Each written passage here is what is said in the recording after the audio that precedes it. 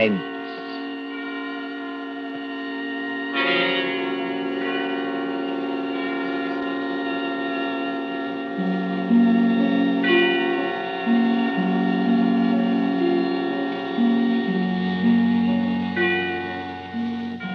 The hushed voice, and the prowling step in the dead of night. The crime that is almost committed. The stir of nerves at the ticking of the clock. The rescue that might be too late, or the murderer who might get away. Mystery and intrigue and dangerous adventure. We invite you to enjoy stories that keep you in suspense. For Suspense, tonight we present The Body Snatchers by John Dixon Carr.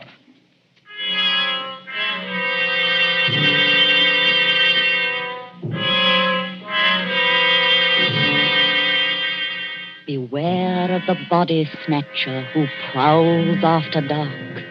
Beware of the graves he robs. Beware of the murders he commits to provide new corpses for the doctors. Up to the year 1832, the body snatchers terrorized England. According to the law, only 4 bodies a year could legally be supplied to the surgeons for anatomical study. And even these were a monopoly granted to the Barbers and Surgeons Company of London. But the study of surgery had to go on. In hundreds of medical schools all over England, perfectly reputable doctors were compelled to buy bodies and ask no questions. In 1828, burst the scandal of Burke and Hare, who found grave robbing too slow and murdered 16 persons in order to supply Dr. Knox of Edinburgh. And so, out of basic good purpose, sprang the evil of the body snatcher.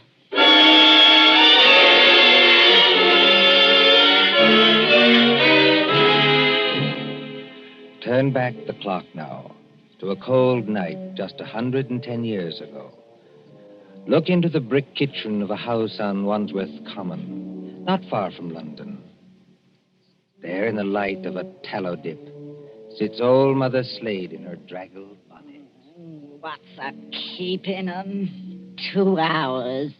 2 mortal hours by the Dutch clock. And they're not here yet. Mother Slade? And the graveyard not half a mile off. And once I thought I heard church bells ring. And once... Mother Slade, did you call? No, my girl, I did not call. But I thought I And heard... what are you doing up at this hour, my girl? I was only locking up, Mother Slade. Ain't it enough to have taken you over from a good-for-nothing mother not worth the gunpowder to blow her up? Please, Mother Slade. And given you a good home and brought you up practically like a lady with only the housework to do? I'm sorry, Mother Slade. Only I wish you wouldn't talk like that about me own mother. And what do you do, Peggy Lester? You stop up until this hour. You mislay me snuff box 20 times a day. I was only going to say I thought I heard a horse and cart in the lane. In our lane? Yes, Mother Slade. There it is now. Yes. Easy, my dears. Drive easy with the merchandise. The doctors don't like it if you bump the merchandise. Merchandise, Mother Slade? What's that? I'll tell you what it is, my girl.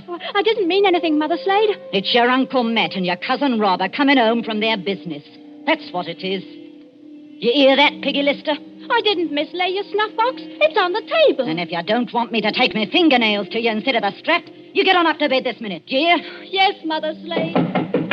I'm a-coming, my dears. Don't be impatient. I'm a-coming. Nasty dim light this candle gives. Oh, old Mother Slade has got the rheumatics so cruel she can hardly move. Just pull back the bar, open the door. Well, Matt, did you get it? Did we get it? Strike me blind, but that's a good one, ain't it, Rob? Stir the gab, can't you? Get inside and close the door. They ain't after you. Ain't they? Can't you hear anything? I thought I heard church bells. More like a perishing funeral bell, if you asks me. Take it easy, Rob. Take it easy. We've shaken them off. Have we? I wish I was as certain as some people. The spades and sack is still in the cart. Let 'em stay. Who's a-coming to find 'em? Then you didn't get it after all, you thick-skull pair of... Now, don't you start a-blaming us. Now, you shut your potato trap, Mother Slade, or Matt'll make you shut it. What happened? I'll tell you what happened. We was too quick, that's what. The girl was only buried this afternoon. The sooner the better, my dear. What's the good of the merchandise if it ain't fresh, eh? You hold your noise and listen. We left the horse and cart outside, like we always do. We creeps up to the lich gate of the churchyard. Walk softly, Matt. Walk softly, Rob, in your oily beaver hats and neckcloths, under the starlight and the white frosted elms. Take care of the graves, too. Spring guns may be set in some of them to protect the dead from marauders. And if the coffin is one of those new iron ones, all your labor will be in vain. Open the gates softly. Don't make such a bloody row with them shovels. I can't help it. I'm loaded down with all this stuff. Oh, and who'll do all the work when we do get there? I will. Matt, Aye? listen. I can't hear nothing except your teeth a-chattering. Matt, there's other people besides us in this here churchyard. Aye, 200 or 300 deaders. But they won't bother us. I means living people. Don't talk soft. Somebody's got a dark lantern. I seen it flash past the gravestones. Oh? Where? Can't you see it now? It's a-coming straight toward us. Yes, I see him. Come on. They've seen us, Matt.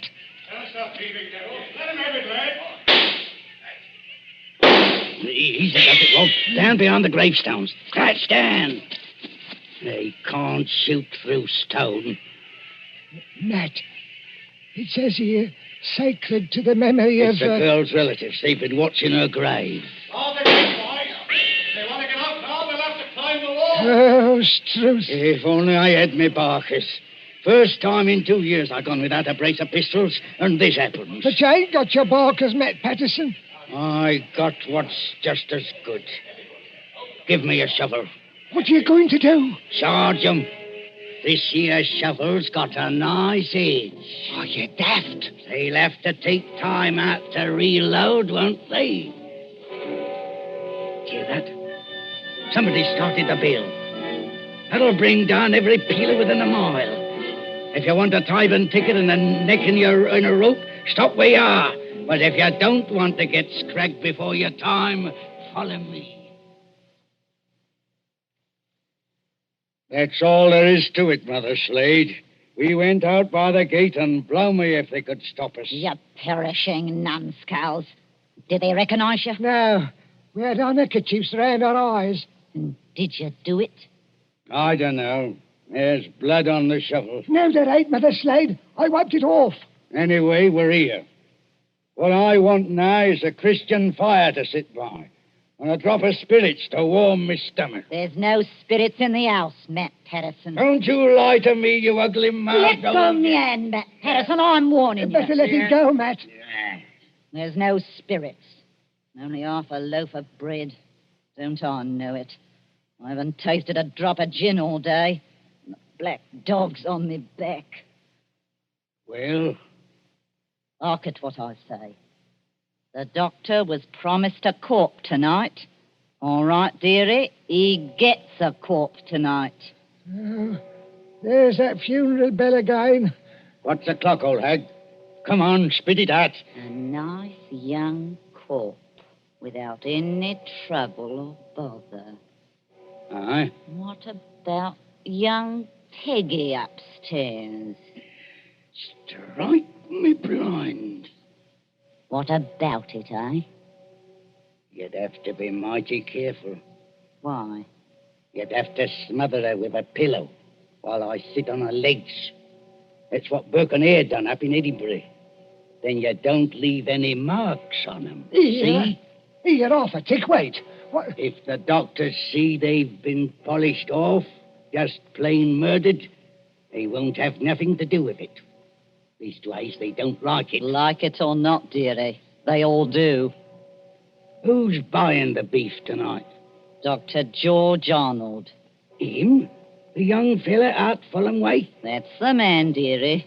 But I thought he was too pious and holy to play. That's what Dr. Arnold thought, too, till they started putting the screws on him at Bart's College. No corp, they said to him. No lecture. No lecture, no students. It all comes to it, dearie, sooner or later. What beats me is why they got to have these bodies. You'd think the doctors killed enough people as it is, without a buying them after they was dead. Don't you question the ways of Providence, Matt Patterson. You can't do it, Matt. You can't do it, Mother Slade. You stow that noise, Bob Plenty. Do you want to wake the poor girl upstairs? But you can't do it. This cove Arnold, he knows her. Arnold knows who. He knows Peggy. Peggy fair worships the ground he walks on. Oh. He set her arm once when Mother Slade broke it, accidental-like, and she can't forget him. What's Arnold going to think when he opens up the sack and he finds What his... can Arnold do? He's bought her, ain't he? He can't go to the police and say he's bought her. Peggy. Peggy Lester. Don't do it, Mother Slade. Don't do it. And how do you two thickheads know what Mother Slade is going to do? You're going to kill her, ain't you? Peggy. Peggy Lester. I thought I heard her moving about upstairs. You did, Mr. Milk and Water. She's on the stairs now. Rob, you're the least to be depended on. Go out and fetch in the sack. Don't do it. It'll bring us all bad luck. Matt, you're a lad after me own heart. You stop where you are and do just as I tell you. Trim the candle. Let's have it all nice and snug. What'll she bring, do you think? 15 guineas. Maybe 20. Maybe more. 20 guineas? Strike me blind. But this is a way of doing business that I like. Listen. Did you call me Mother Slade? That's right, my ducky. That's right, my little pet. Put your wrapper round you and your slippers to keep your feet warm and come right down here to Mother Slade. I'm coming, Mother Slade. I'm coming.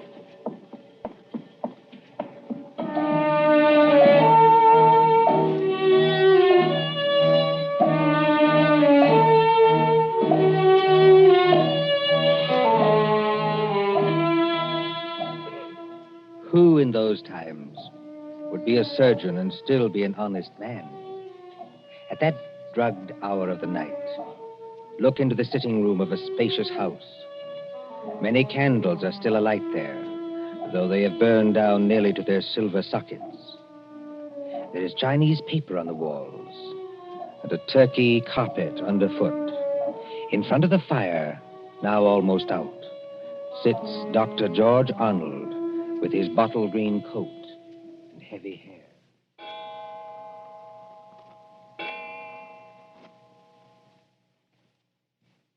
Dr. Arnold, sir.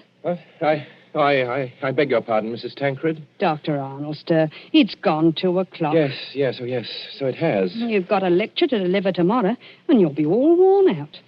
Why don't you go on up to bed? Mrs. Tancred. Yes, sir? You're a jewel of a housekeeper. I admire you, and I can't do without you. But would you please go away and let me alone? Sure, I'm very sorry, sir. No offense intended. Stop. I shouldn't have said that. I'm thinking too much, perhaps. And smoking too many cigars, if you'll excuse me. Why must they keep tolling that bell at East Hill Church? Why must they keep it up all night? Well, sir, Elsie says the parson told them to do it. Elsie. Wait. Who is Elsie? Dr. Arnold, sir. I know you're always up in the clouds, mooning over books and whatnot, but I did think you'd recognize the name of your own parlour maid.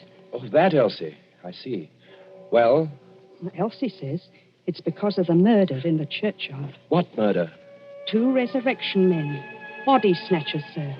Oh, you wouldn't know anything about such people. No, of course not. They were caught trying to rob a grave, but they got away. One of them was a horrible big fella. split Willie Kendrick's head open with the edge of a shovel.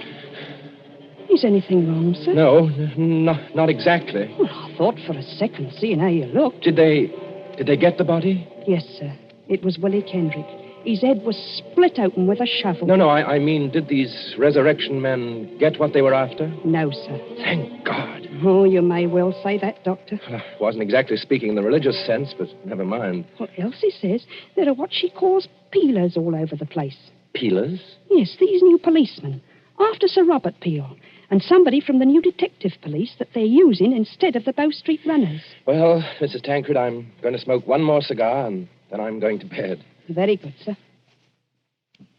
You see, sometimes you give orders, then it's too late to recall them. Whatever the medical practice is, you can't look your conscience in the face afterwards. Then, I can't tell you how or why, a miracle comes along and saves you, and you're free, What was that? Sounds like a horse and cart in the drive, sir. Mrs. Tancred. Yes, Doctor? Will you please go upstairs? Now, make haste. Well, if it's visitors, sir, or even a patient... Mrs. Tancred, you heard my instructions. Obey them. Sir, there's the front door Yes, bell. I heard it. For the last time, go away. I will admit whatever visitors we have. Yes, sir.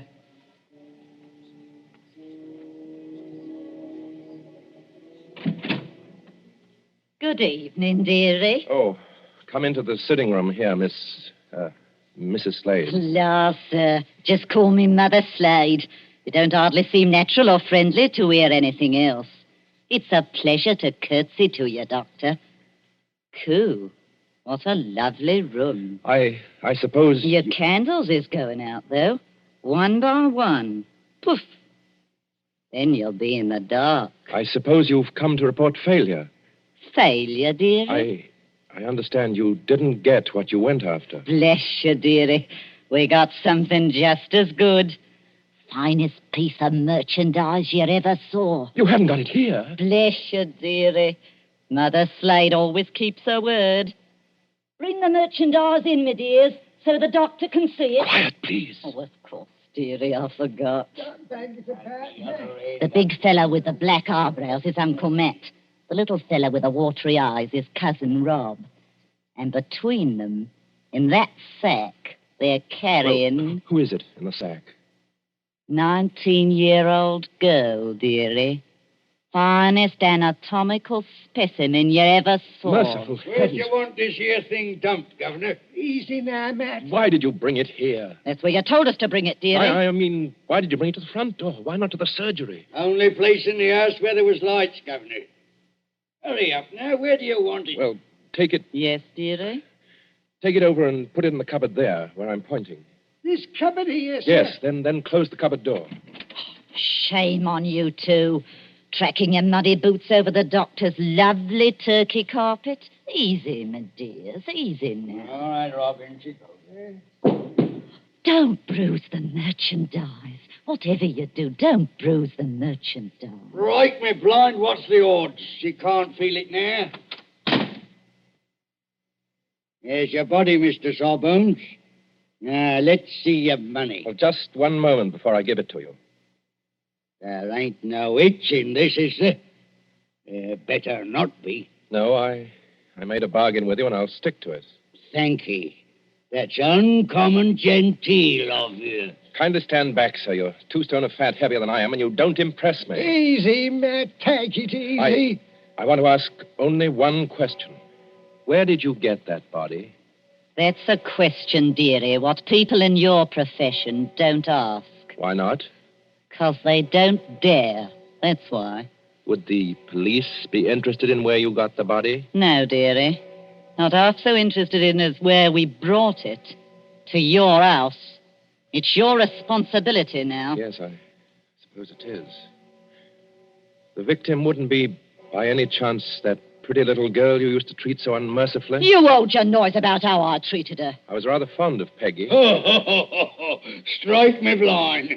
I think the Sawbones... Oh, get out of this house, all of you. Go on, get out. Not without that money, dearie. It's 20 guineas now. There's money on the table under that newspaper. Take what you want, and get out of here before I...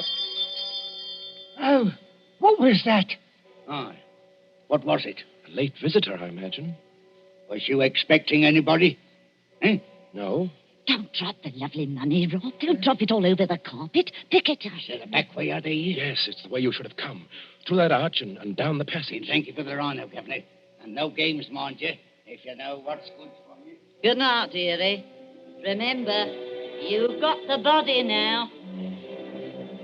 Yes. I've got the body now.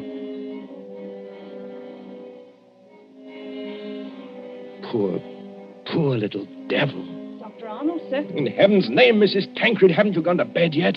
I had to get up, sir, to answer the Oh, bell. yes, of course. I'm sorry. Dr. Arnold, what's the matter with you? Matter? You're as white as a ghost, and you're almost crying. Am I? Well, we must remedy that. Oh, it's so dark in here, I could barely see you sitting there. The candles going out, one after another. Nothing but smoke and an ugly smell of grease, and that cupboard door. What about that cupboard door? Oh, I always declare, sir, it won't keep shut without any latch or bolt, if you'll excuse the level. Mrs. Tancred, keep away from that cupboard. Dr. Arnold, sir. Are you ill or anything? No, but keep away from that cupboard. Who rang the bell? Oh, dear, I was almost forgetting. It's that man Elsie was talking to us about. What man? The officer of the detective police, sir. He wants to see you. Well, I'll see him, but in some other room, not here. It's as you say, there's not enough light. Not a bit of it, Doctor, not a bit of it. Never too dark, as you might say, where the police are concerned. I couldn't help it, sir. He must have followed me down the hall. Are you... That's right, Doctor. I'm Stalker at your service, Inspector Stalker. Well, how do you do, Inspector? Mrs. Tancred, you may go. By your leave, sir. I'll just get some more candles and put them in that bracket by the cupboard. It's not in use. No, you needn't trouble. It's no trouble, sir. Excuse me. First of all, Doctor, I must apologize for intruding as late as this. Not at all, Inspector. Will you be seated? Thank you, sir. Thank you kindly. Now, I dare say you're wondering why I'm here. Well, yes, I am, rather. It's a bad business, Doctor. A very bad business. You mean the murder in the churchyard? Oh, you've heard about it. Well, my housekeeper said something about a man being killed with a shovel. Well, that's right, Doctor. Not much doubt about who did that. No? No, the little fella dropped his dark lantern with the initials on it. They're professional body snatchers. We've had our eye on them for a long time. Speaking of body snatchers, Doctor... Well?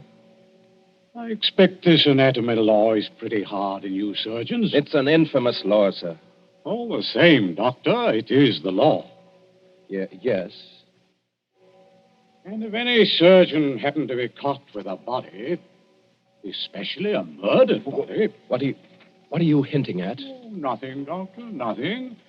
By your leave, I only want to ask a question. Well? What time did your friends leave? Now, come, Doctor. As one man of the world to another, do you see any green in my eye?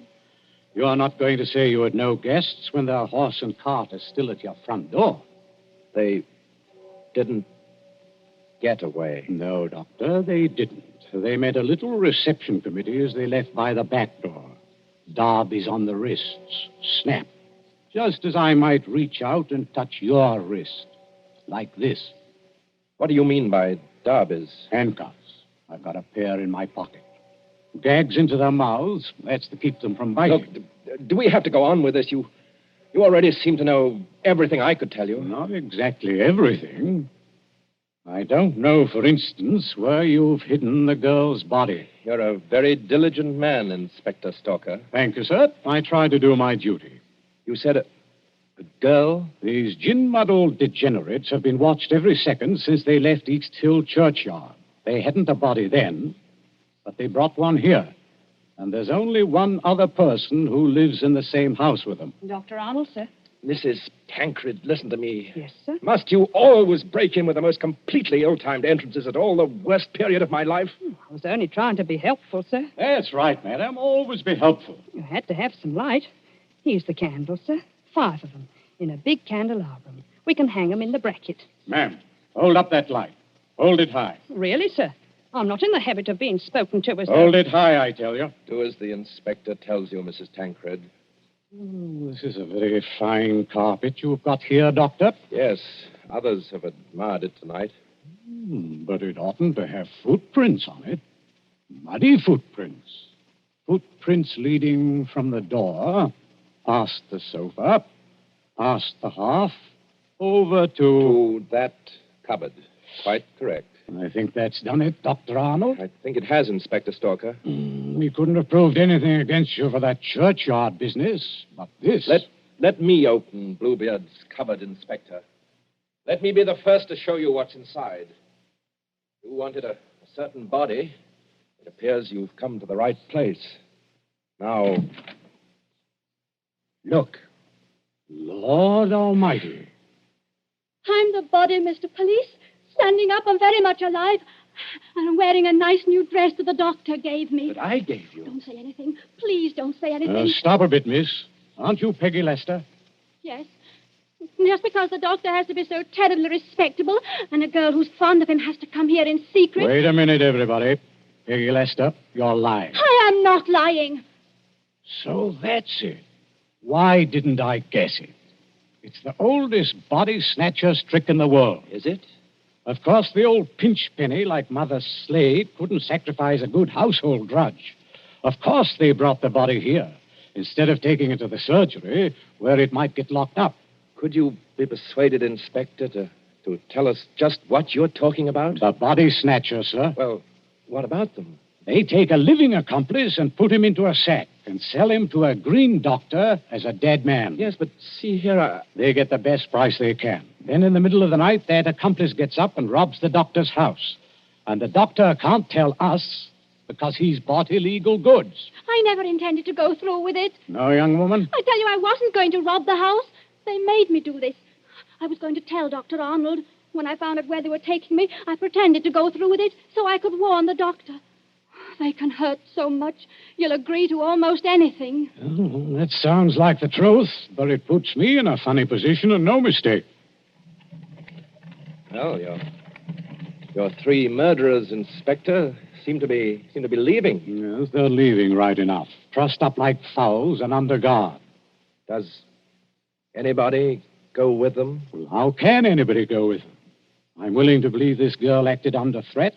She's committed no crime. And I don't for the life of me see how we can touch you. Can't touch me? No, sir. And confound you for making me lose a night's sleep. There's no body. You didn't even buy a body. Will you tell me, Doctor, just what crime you've committed?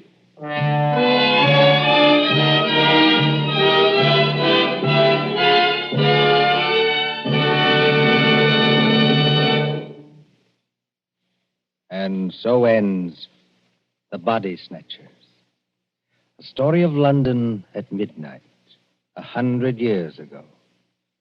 And tonight's story of Suspense.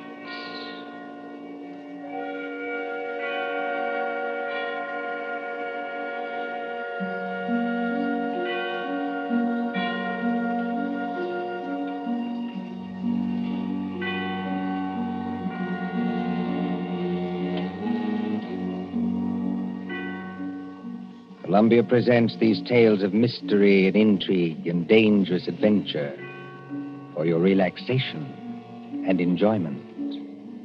Next Tuesday, there will be another in this series. Same hour, 9:30 Eastern Wartime. William Spear, the producer, John Dietz, the director, Alexander Semler, the composer, conductor, and John Dixon Carr, the author, are collaborators on Suspense.